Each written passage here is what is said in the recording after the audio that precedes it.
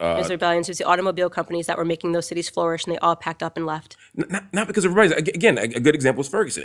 They stated it when they left. Yeah, companies say a lot of things. That doesn't mean that that's why they left. They were burning down their factories. No, I understand. I understand what you're saying. I'm saying we have to look at, again, a series of economic policies and the failure of the government to invest in those communities in ways that would yield outcomes. We don't need the government to invest. What we needed, what was happening. That's why those communities were flourishing. We needed private companies to come in and to have jobs and to stabilize the community. The last thing Black America needs is more government. Okay, and it is amazing to me, and I write this in my upcoming book, that the community that has suffered the most from from government policies. You want to talk about slavery? That was a government policy. You want to talk about Jim Crow laws? That was a government policy. You want to talk about the welfare system? That was a government policy. Is now looking to the government to give them more policies. The government has never done anything good for Black America, right? It's never anything that's happened good for Black America has happened because of private companies investing and putting their businesses. Would you consider the Voting Rights Act a good thing for Black America? Of course. Of course. Would you consider the Emancipation Proclamation? Hold on, stop. But that was getting rid of government policies. No, it's new policy. It really wasn't new policy. If you want to talk about what was wrong with America in the beginning, is that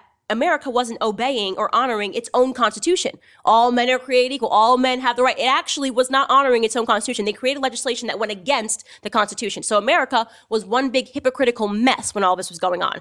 Once America actually got rid of all of the policies that they created that went against its constitution, which happened, obviously with allowing women to vote, allowing first Black men to vote, and then allowing, black women and all women to vote, and getting rid of all that crap, then America became what it was supposed to be when they actually enshrined the Constitution. So why not then imagine the government as having the capacity to expand on that promise, right? To expand on that promise of life, liberty, and pursuit of happiness, of all people being created equal, through proper legislation. For example, I mean, you would agree the Marshall Plan certainly helped. Certainly helped the white middle class after World War II. I mean, it created economic incentive. It invested in them. To say, well, now for Black folk, we don't need that. We need less government. No, we need the investment. You want the investment. So you do know governments don't make money, right? I'm not suggesting governments make money. So how is the government? You keep saying government, give us money, give us money. What is wrong with that? Governments don't make money. People make money, right? Capitalism makes money. New jobs, new businesses, new ideas. Yeah, but that was the one thing that the government can do to help Black America is what Trump's doing right now: deregulate, right? Stop with putting all of these traps and barriers for people that have good ideas and that are entrepreneurs, to come out and actually say, I want to start this business. For example, my cousin who lives in the projects want to start a food truck, right? Mm-hmm. Great cook, let's start. There was about, and this was under Obama, 20,000 pieces of regulation stopping from him to be able, you got to have this done, this certification. The government just messes stuff up. That's the problem, right? The government does not make money. So you're saying the government needs to invest in Black America doesn't even make any sense. No, it does, because the argument is that we as a nation flourish when we invest. For example, give you private citizens.